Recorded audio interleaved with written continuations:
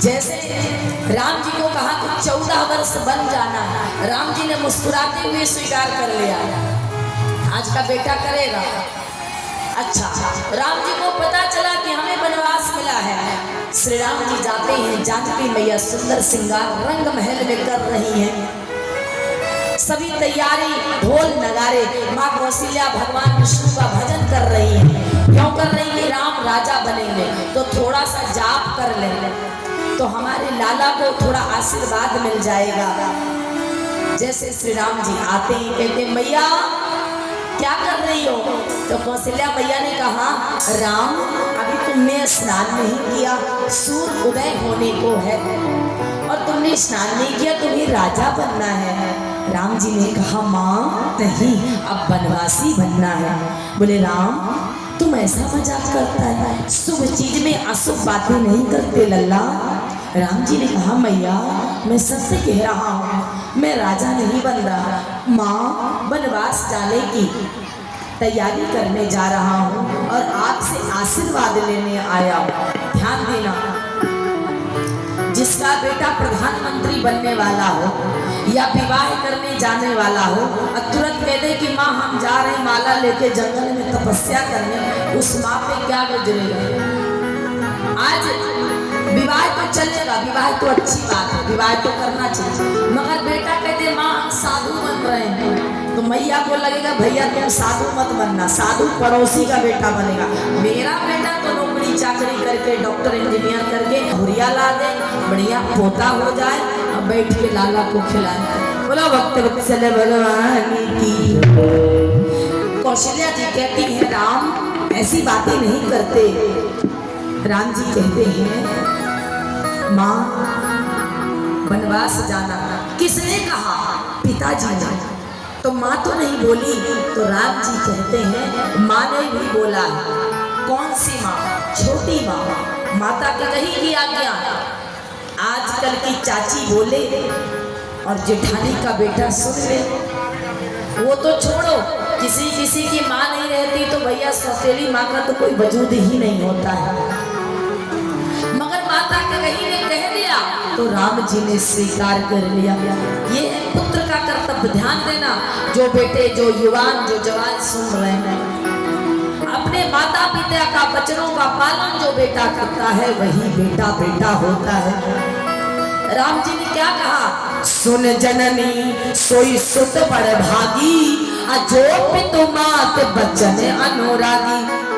माँ 14 वर्ष का वनवास तो कम है, यदि पुत्र अपने माँ बाप के लिए, ध्यान से सुनना, 14 वर्ष का वनवास कम है, यदि बेटा अपने माँ बाप के लिए प्राणों की भी आहुति दे दे तो कम नहीं। अपने माता पिता से बेटा कभी ऋण नहीं होता है। लाख तुम सेवा करो, लाख खिलाओ पिलाओ पहनाओ सर्वस्व करो, माँ का कर्ज कोई नहीं चुका सकता।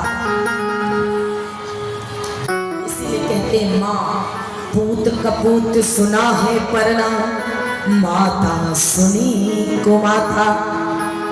बेटा कपूत हो जाता है, बेटा लायक नहीं नालायक होता है, परंतु माँ कभी कुमाता नहीं होती। प्यारे, आज राम जी कहते माँ मैं तो 14 वर्ष के लिए जा रहा हूँ, फिर लौट के आऊंगा, परंतु यदि मैं अपने प्राणों की आहुति दे दूं तो पिताजी का और आपका ऋण नहीं चुका सकता। बोलिए श्री रामचंद्र भगवान की। आज प्रभु श्री राम जी कह रहे हैं सुन जननी सोई सुत बड़ भागी। वही सुत मतलब बेटा, वही बेटा भाग्यशाली है जो माँ बाप के वचनों को पालन करता है। ध्यान देना, अपने बच्चे को राम बनाइए, रावण नहीं। माँ बाप का सम्मान कर सके, समाज का, गांव का, घर का, अपनी माँ हो चाहे पड़ोसन की ही चाची क्यों ना हो, उसका सम्मान होना चाहिए। बोलिए भक्त वत्सल भगवान की। जैसे इस बात को माँ कौशल्या ने सुना, पूजा की थाली थी, हाथ में माला था, माँ कौशल्या मूर्छित हो जाती हैं। राम जी उठाते हैं, और कहते हैं छतरानी माँ कभी कमजोर नहीं होती। अरे माँ तो यमराज से लड़ जाती है, माँ काल से लड़ जाती है। ध्यान देना, जिसकी माँ तपस्या करती है उसके बेटा को कोई मार नहीं सकता। आपके बिहार में एक व्रत होता है अक्टूबर के पितर पक्ष में, कौन सा, ज्योतिया होता है ना, आप सभी ज्योतिया करते हैं ना। जीवित पुत्रिका व्रत, भादों की अष्टमी को जो माताएं अपने लंबे आयु बेटा के लिए जीवित पुत्रिका का व्रत करते हैं, बोलिए जितनाहन बाबा की। प्यारे, आपके बिहार की धरती धन्य है, माताएं ज्योतिया व्रत करती कहीं नहीं होता। ध्यान देना, ज्योतिया का पर्व, ज्योतिया का व्रत बिहार में होता है। हमारे यहाँ एमपी यूपी में होता है, दुर्गा अष्टमी के दिन ज्योतिया करते हैं। दुर्गा अष्टमी 4 अष्टमी होती, ध्यान देना, दोनों नवरात्रि की और एक जन्माष्टमी, 3 दो नवरात्रि की अष्टमी हो गई, चैती और कार्तिक की, एक जन्माष्टमी 3 और एक होती ज्योतिया अष्टमी, 4 अष्टमी होती है। जो माँ, जो नारी अष्टमी कर लेती है उसके बेटा को कोई मार नहीं सकता।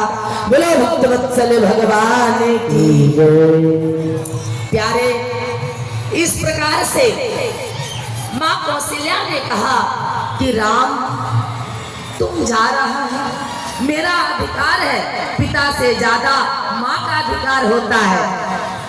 राम जी ने कहा माँ मैं आपका कर्ज नहीं चुका सकता, हमें आज्ञा दो, आशीर्वाद दो। पिताजी मूर्छित हैं, बच्चों का पालन करना है। हमारे रघुवंश की, हमारे अयोध्या की, हमारे कुल खानदान की ये परंपरा है कि रघुकुल रीत सदा चली आई, प्राण जाए पर वचन न जाए। यदि मैं बच्चों को ठुकराऊंगा तो पिता के कुल में, हमारे कुल में, हमारे पिता में दाग लगेगा। वो बेटा ही क्या जो पिता में दाग लगाए, बेटा तो वो है जो पिता के दुख का निवारण करे, पिता का नाम बढ़ाए, वो पुत्र पुत्र होता है। जो पुत्र माँ बाप का सम्मान नहीं करते वो पुत्र पुत्र नहीं होता। ध्यान देना, ये कथा विश्राम की ओर जा रही है, नवम दिवस में जा रही है। कथा की आज पूरा होती है, अपने जीवन में उतारो कि बेटा कैसा होना चाहिए, राम जैसा, जिन्होंने आपको जन्म दे करके पाल पोस के बड़ा किया, उन माता पिता का सम्मान करना, अपनी पत्नी का सम्मान करना। कल आपने विवाह उत्सव का प्रसंग श्रवण किया। रामचरितमानस कहती है जैसे राम जी ने सीता जी से प्रेम किया वैसे आप अपनी पत्नी से प्रेम करना। जैसे राम जी ने अपने माता पिता से प्रेम किया, अपने माता पिता से प्रेम करना। जैसे राम जी ने समाज के लिए, देश के लिए नहीं, लंका जैसे विदेश में जाकर डंका पिटाया, ऐसे अपने देश समाज घर के लिए कार्य करना और योग बेटा कहलाना। बोलो भक्तवत्सल भगवान की जय। जिस माला में राम